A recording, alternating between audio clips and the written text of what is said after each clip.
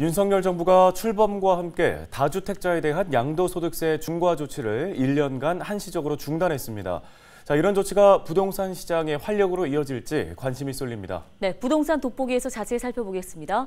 동국대학교 행정대학원 양재용 지도교수 전화 연결해 보겠습니다. 자, 교수님, 먼저 새 정부가 출범일부터 이 다주택자에 대한 양도소득세 중과를 1년간 중단하기로 했습니다. 덕분에 이 다주택자 매물이 다수 출하되면서 좀 시장에 활력이 생길까 궁금해지는데요. 어떻게 전망하십니까? 사실 반가운 뉴스죠. 예, 그렇지만 과거에 전 정권에서 김현미 장관 때 6개월 동안 한시적으로 중과세 배제하는 그 기간이 있었습니다. 그때 물량이 나오긴 나왔었습니다. 그래서 잠시 보합세에서 약간의 하락이 있었지만 물량이 또 잠기면서 가을부터 다시 폭등하는 시간이 있었습니다. 이번에 좀 비슷한 상황이 생기지 않을까. 물론 이 제도를 새롭게 정책을 운영하는 것은 시장에 좀 공급 물량을 튀어서 시장의 어떤 실수요자라든가 수요자를 위한 하나의 공급 대책인데 안 하는 것보단 분명히 훨씬 더 좋은 효과가 생길 겁니다. 그렇지만 그 물량이 이렇게 많이 나올 것 같지는 않고요. 정말로 세금의 압박을 많이 받으시는 분들이 물량을 취할 것이고 그래서 정말로 사람들이 사고자 하는 좋은 물건보다는 뭔가 좀 어쩔 수 없는 상황에 처한 분들이 물량을 내놓을 거라 봅니다. 그래서 시장의 숨통을 트인 데는 약간의 기여는 하겠지만 어떤 그런 우리가 생각하는 물량이 대량으로 나와서 시장의 가격을 전체적으로 부동산 가격을 떨어뜨리거나 이런 일은 발생되지 않을 걸로 보여집니다. 네, 새 정부에 대한 기대감 때문인지 서울에서는 주춤하던 지역들까지 보합세 또는 상승세로 전환된 모습입니다. 향후에 서울 집값 어떻게 전망하고 계십니까? 돌고 돌아 강남이란 말을 꼭 쓰잖아요, 부동산에서는. 그래서 전국적으로 확산됐던 것들이 매번 보면 다시 강남 서초에서부터 집값이 상승하면 또다시 바람을 타고 일어나기 시작합니다. 그러다 보니까 지금은 양극화 현상이 좀 심해지는 것 같아요.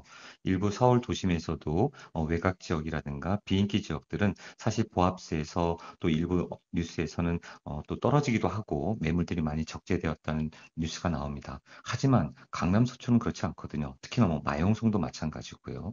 그래서 좀 인기 지역들은 계속해서 양극화 현상이 좀 심화될 것 같고요.